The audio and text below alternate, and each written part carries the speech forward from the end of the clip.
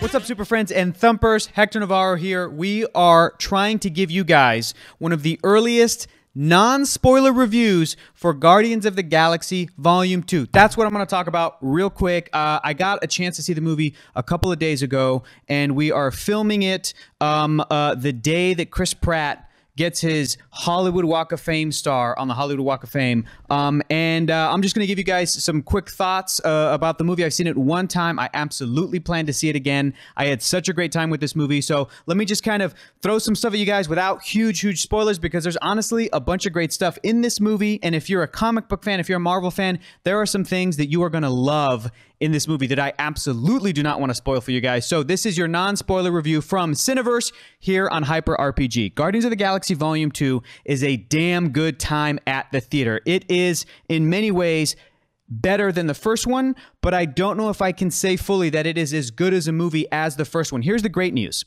The first movie was written by Nicole Perlman, and then it was written by James Gunn, writer-director James Gunn, and we never really knew how much each of those writers sort of impacted the final result, as it were. The good news is that James Gunn is writing and directing Volume 2 completely by himself, and everything is in fantastic hands. James Gunn loves these characters. He loves Groot. He loves Rocket Raccoon. He loves Nebula. He loves Ego more than I feel like most directors, whenever they direct a movie that has to do with comic book stuff or superhero stuff. You can just see the passion in every single frame. And James Gunn, good news, was it seems like allowed by Marvel Studios and encouraged to execute his vision, do what he wanted to do, tell his story without being tied down by the overall, continuing chapters of the Marvel Cinematic Universe. Swear to God, you guys got to do something about these flies in here. Okay, so I want to start with James Gunn. He is so good at doing character work in this movie, and it pays off. I believed every single relationship in this movie. You could look at all of the different characters, and people will probably say, well, a couple of them were shortchanged, a couple of them got the short end of the stick, but I think I could look at those characters and argue, but I still love what they did with those characters. The focus of the movie is Star-Lord, is Peter Quill.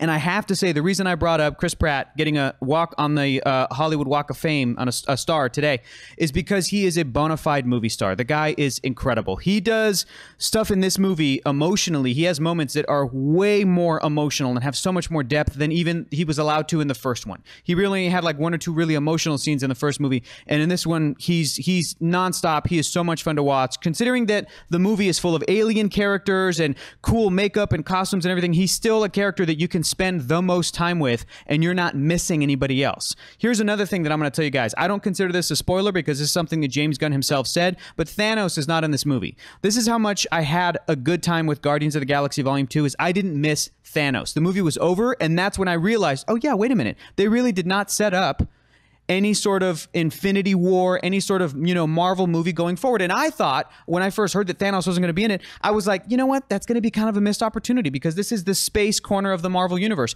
The space corner, the cosmic universe, the cosmic Marvel U was so well established in the first movie that you see it carry through in Volume 2, but also you can see that influence with Thor Ragnarok. It seems like anytime we're going to go to Marvel space, it's going to look like Guardians of the Galaxy, it's going to look like Jim Starlin, it's going to look like Jack Kirby.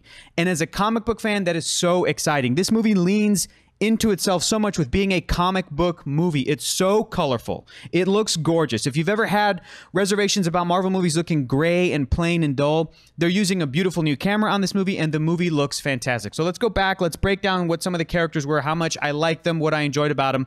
Zoe Saldana is wonderful as Gamora. She is one of my favorite characters in this movie, if not my favorite character. I just love that character, and Zoe knocks it out of the park. She's so good. She's so fierce, and she's so deadly as an assassin, but she has these moments like you saw in some of the trailers where Baby Groot waves her and she's like, hi, and then keeps doing her thing, and I love that about this character.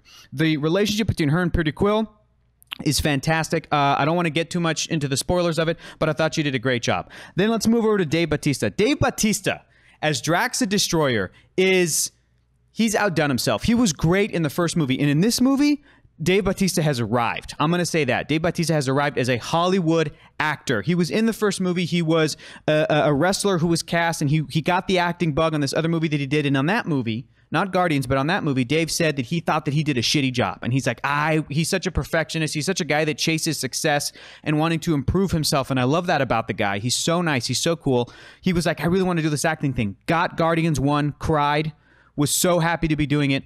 And him and James Gunn working together on the character in Guardians 2, he's hysterical. He's so much better. He's so fantastic. So Dave Bautista, well done, sir. Gotta point this out. Bradley Cooper as the voice of Rocket Raccoon, hilarious. He's great. I love Rocket. And the character he's just so great that you believe that there's actually a little raccoon there. Done. It's a no-brainer. Move on. Great. Baby Groot is one of the cutest characters ever committed to screen. Vin Diesel does a great job doing what he does as the voice of Groot. Done. Great. Check. Moving on. Fantastic. I mean, those guys are just, they're everybody's favorite characters, and there's a reason for them being everybody's favorite characters. But Rocket really has a really nice kind of arc in this that I really enjoyed. Michael Rooker is back as Yondu, and he absolutely has more to do. He's now one of the Guardians of the Galaxy, and I can't decide between Michael Rooker and Dave Bautista who steals the movie. They're both up there. They're fantastic. Rooker says it's Dave. Dave says it's Rooker. I might agree with Rooker that it's Dave Bautista stealing it as Drax, but you will love the character of Yondu. He does such cool shit in this movie. Karen Gillan is back as Nebula. She's awesome. The relationship between her and Gamora is further delved into, and thankfully so. And again, this is a movie where James Gunn could have introduced a whole shit ton of new Marvel characters, a bunch of more Guardians of the Galaxy, but decided to bring in essentially 2 more with Mantis and Ego, and we'll get to them in a second, and focus on what he set up in the first movie. This movie, to me, it's almost a little unfair to compare which one's better, Volume 1 or Volume 2, because they really do feel like chapters in an ongoing story, which is really exciting to know that James Gunn is doing Part 3. Because as much as I love that first movie, there is some the stuff that was left undone with Peter Quill's father. And so to be able to see these movies back to back, which I did, I saw Volume 1 on a Sunday, went to go see 2, thankfully, on a Monday, and it worked so well together. The movie takes place only 2 months after the first one. So if you get a chance, if you haven't seen Guardians of the Galaxy 1 in a while, pop that sucker in, go find it, find that movie if you don't already own it, which you should because it's fantastic. Rewatch it because it'll get you right in that perfect state of mind to go see Peter Quill meeting his father, played by Kurt Russell. Kurt Russell plays Ego. If you're a Marvel fan, you know what that means, and I'm not going to tell you what Ego looks like. I'm not going to say, but I will say this. Kurt Russell is perfectly cast. I love Kurt Russell. He's already everybody's favorite, but this character especially is such a cool character. Visually, his costume, his persona, his personality, awesome. There's some great cheesiness in there between him and Peter Quill, and you're like, he's definitely this guy's son, and it's fantastic. But there's so much of the story that kind of revolves around that I don't want anybody to to know more about it before they go in. But Kurt Russell is perfectly cast, and he's such a welcome addition to the Guardians of the Galaxy universe. Let's move over to Pom Klementieff as Mantis. Probably going to be a lot of people's new favorite character. She was delightful. She was such a great character to play against Drax because they both have this great this sense of innocence to them. They're so naive. They're so straightforward. And Pom Klementieff is a newer actress, and she killed it. And the character of Mantis looks great herself too, like the eyes and the antenna and everything and the costume. So I thought she was a fantastic addition as well. Really excited that she is a Guardian of the Galaxy. But I really, really liked Pom Klementieff. Sean Gunn, James's brother, you might remember him as Kraglin from the first movie. He's back, and believe it or not, he's got a little bit more to do. And Captain's got to teach stuff, and he's fantastic in it as well. Guys, if I'm rambling a little bit, I apologize. It's really, really late, and we wanted to get this sucker to you. There is an actor named Chris Sullivan who plays a character named Taserface, one of the Ravagers. This is what I love about these movies, is that they love the characters. They take a character like Rocket Raccoon seriously, but they're still able to poke fun at themselves, and they really have fun with Taserface, and it's awesome. It's just so damn funny. And Chris Sullivan does a fantastic job as this character, one of the Ravagers, Taserface. Elizabeth Debicki plays Aisha, and she is like next level. She is so good at being this otherworldly sort of perfect golden being. Really, really cool aspect of the movie. I really like that whole side of it. And honestly, I wouldn't mind seeing more of that kind of, You know, in the comic books, Aisha was related to Adam Warlock, aka him. She's also known as nicknamed aka her. So there's some connections there. Like I wouldn't mind seeing, you know, them kind of go in that direction at some point. But I thought that she did a fantastic job. So yeah, she was great. Like I said, I didn't miss Thanos in the movie, but a welcome addition. In case you guys forget, Sylvester Stallone is in this movie. Sylvester Stallone. Marvel Studios saw Creed. Kevin Feige saw Creed and was like, I love this movie so much, and got literally everybody in Creed, and now they're all in the Marvel Cinematic Universe in some form or another. The director, Michael B. Jordan, Tessa Thompson, she's going to be in Thor Ragnarok, and Sylvester Stallone, he's in the Guardians universe. I'm not going to tell you who he plays, but he is... It's fucking Sylvester Stallone, okay? If you don't love Sly Stallone, then, I don't know, watch more Sly Stallone movies. The soundtrack is honestly better than the first one for me, personally. Here's the thing about Hector that you have to understand. I love Fleetwood Mac. I love Fleetwood Mac. I love the Mac. And anytime I hear Fleetwood Mac, it reminds me of my dad. And this movie has Fleetwood Mac, and it has a father-son story. And I'm a sucker for father-son stories. So there's moments of this movie that I feel like reached pinnacles that the first movie could never even achieve. For me personally, especially, to just have these kind of things, this sort of perfect storm of like, my God, I love some of these tracks. All of these great 70s and 80s songs remind me of my dad and my mom, and my dad especially. And to see Peter kind of be connecting with his father, meeting his father, it all really worked for me. And there's this one particular moment, I'm not going to say what it is, but it involves a song. And I've been listening to the song on repeat since I got out of the movie, essentially. And now, every time I hear the song, it's one of my favorite songs ever, but it's this epic moment for me in the Guardians of the Galaxy world. And it's awesome. So the soundtrack kind of even has deeper cuts, really, than the first movie. The first movie almost was a little bit more limited in sort of the song selection. There's a little bit more, almost a little bit more variety in the soundtrack. And I'm definitely going to, I haven't had a chance to get the soundtrack yet, but as soon as it comes out, if it's not already out, I'm going to get it. I'm going to be repeating, listening to it the same way that I listened to the first movie soundtrack over and over and over again. And the score was fantastic, and I'll grab that score by Tyler Bates, and then I'll listen to it every time I read a Guardians comic book, and it'll be rad. So, I mean, I think that's pretty much it. That's everything that I want to hit for you guys without letting you know, any sort of nitty-gritty details. There are a whole mess of end credit sequences, and they're all great. They know what they're doing. They're so fantastic.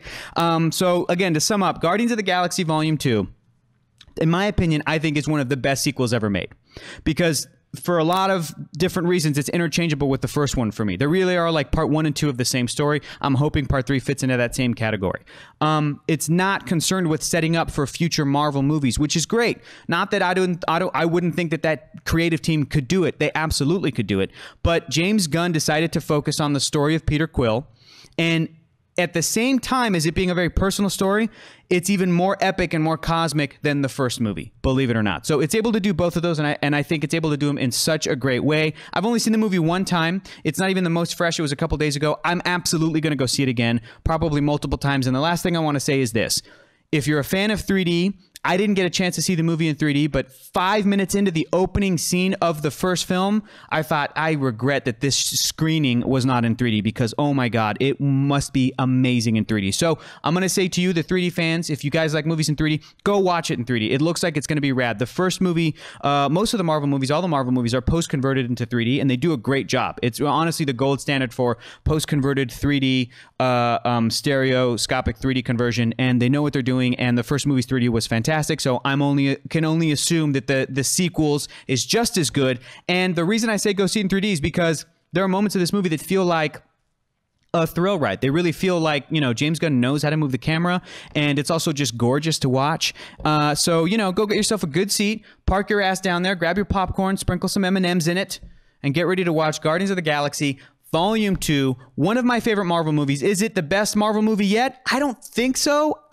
For some people it will be, and I'm stoked about that. I don't know if it's personally mine, but I'm going to say this too. I don't think that many people would disagree that it's in the top 5. What are everybody's sort of generally understood top 5 Marvel Cinematic Universe movies? The first Iron Man, Avengers, probably Captain America Winter Soldier, Captain America Civil War, and the first Guardians of the Galaxy for sure. It's in there. It's up in there. Then you start to get to more of the middle range of things like Ant-Man, Doctor Strange, right? Like people's other favorites, like the first Captain America movie. Those are all kind of in the middle range. And I feel like Guardians 2, it's just like It's apples and oranges, but I would rather watch Guardians 2 than some of those movies, and I love the first Captain America. It's one of my favorite movies. I freaking love that movie. But Guardians of the Galaxy Volume 2, it is right up there with the first one. They knocked it out of the park. They're leaning into their comic book Kirby, Starlin, cosmicness, which is incredibly exciting. It's funnier than the first movie. In moments, it's way more emotional than the first movie. Fantastic characters. We love spending time with them. You're going to have a great time seeing Guardians of the Galaxy Volume 2. They didn't fuck it up. They did a great job. And that is our non-spoiler review from Hyper RPG. If you guys want to talk more movies, be sure to check out the show Cineverse every Tuesday night from 8 p.m. to whenever the hell we're finished talking about movies. Okay, that's Pacific time. It's live. Come and check it out. You can chat in the chat room. Let us know how you felt about Guardians of the Galaxy Volume 2, because by the time you're watching this, it'll probably be in theaters. And we are going to be hitting you guys with a spoiler review with more of a panel, not just one idiot talking to you guys after the movie comes out, because we want to give you guys a chance to see the movie in its opening weekend. So I think that's it. I'm going to go to sleep. It's real late. Have a great time at the movies, guys, and we'll see you next time. Bye.